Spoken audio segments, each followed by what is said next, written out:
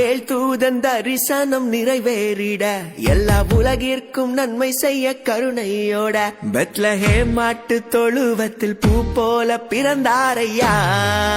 Gabriel தூதன் தரிசனம் நிறைவேறிட எல்லா உலகிற்கும் நன்மை செய்ய கருணையோட பெத்லஹேம் மாட்டு தொழுவத்தில் பூ போல பிறந்தார்.